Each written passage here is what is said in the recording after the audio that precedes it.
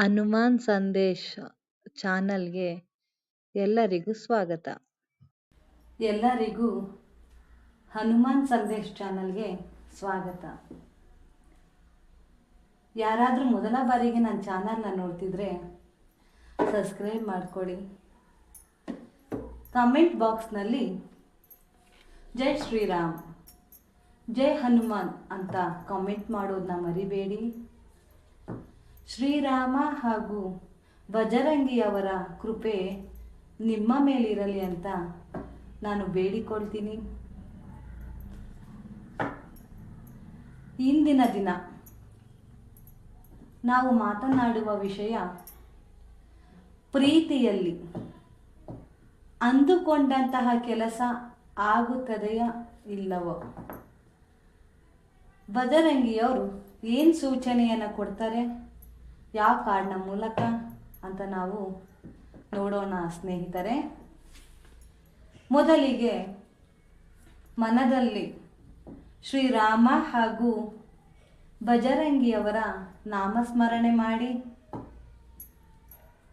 ನಿಮ್ಮ ಪ್ರೀತಿ ಪಾತ್ರರನ್ನು ನೆನೆಸಿಕೊಂಡು ಒಂದು ಕಾರ್ಡನ್ನು ಆಯ್ಕೆ ಮಾಡಿಕೊಳ್ಳಿ.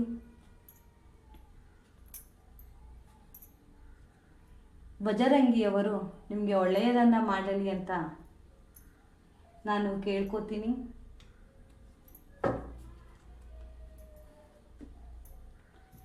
ಈಗ ನಾನು ಇಲ್ಲಿ 6 ಕಾರ್ಡನ್ನು ಆಯ್ಕೆ ಮಾಡ್ಕೊಂಡಿದ್ದೀನಿ ಸ್ನೇಹಿತರೆ.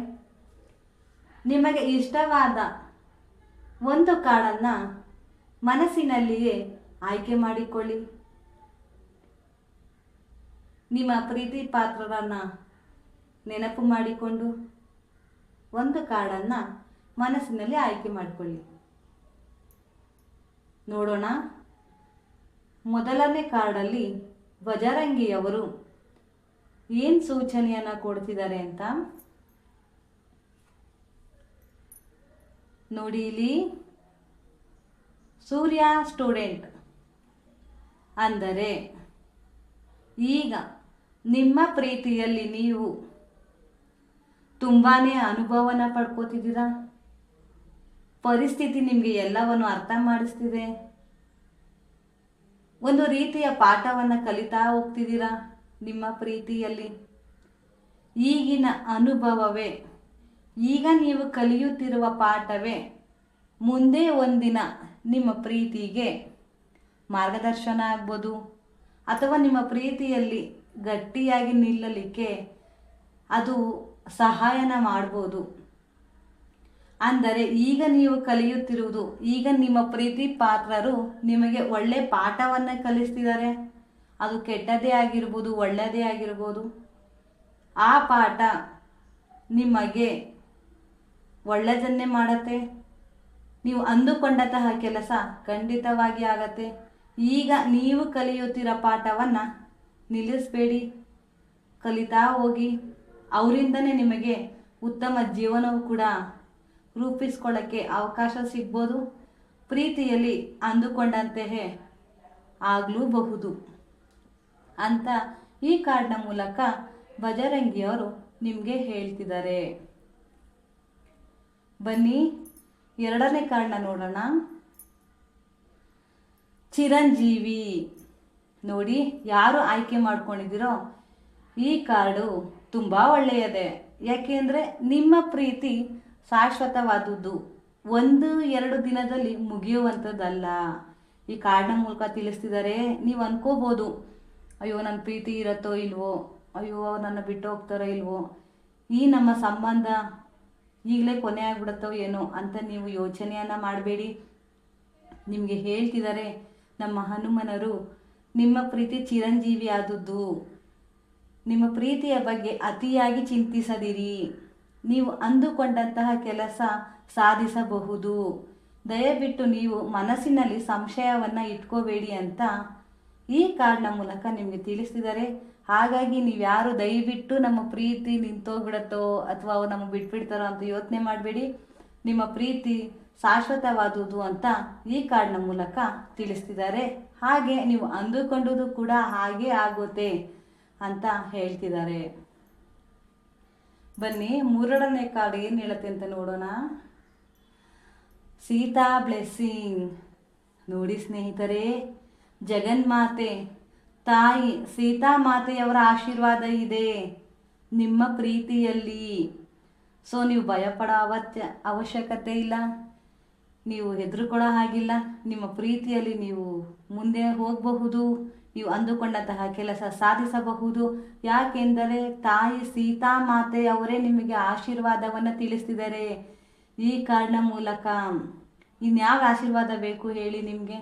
ಅಂತಹ ದೇವಿಯಾದಂತಹ ದೇವರಾದಂತಹ ಸೀತಾ ಮಾತೆಯವರೇ ಹೇಳ್ತಿದ್ದಾರೆ. ಸೊ ನೀವು ಹಾಗಾಗಿ ಭಯ ಕೊಡೋ ಅವಶ್ಯಕತೆ ಇಲ್ಲ. ನೀವು ಅಂದುಕೊಂಡದನ್ನು ನೆರವೇರಿಸೋ ಸಮಯ ಬಂದಿದೆ ಅಂತ ತಿಳಿಸ್ತಿದೆ. ಬನ್ನಿ ನೆಕ್ಸ್ಟ್ ಕಾರ್ಡ್ ನೋಡೋಣ. ಗದಾ. ನೋಡಿ ಈ ಕಾರ್ಡ್ ಹೇಳ್ತಿದೆ, ನಿಮ್ಮ ಪ್ರೀತಿಯಲ್ಲಿ ಅಡೆತಡೆಗಳು ಸಾವಿರಾರು ಬಂದರು, ನಿಮ್ಮ ಪ್ರೀತಿಯಲ್ಲಿ ಅಡೆತಡೆಗಳು ಸಾವಿರಾರು ಬಂದರೂ ನೀವು ಹೆದರದೆ ಧೈರ್ಯದಿಂದ ಮುಂದೆ ಸಾಗಿದರೆ ನೀವು ಅಂದುಕೊಂಡದ್ದು ಸುಲಭವಾಗಿ ಸಾಧಿಸಬಹುದು ನಿಮ್ಮ ಪ್ರೀತಿಯಲ್ಲಿ. ಹೌದು, ಗದಾ ಅಂದರೆ ಧೈರ್ಯ, ಗದಾ ಅಂದರೆ ಒಂದು ರೀತಿಯ ಶಕ್ತಿ.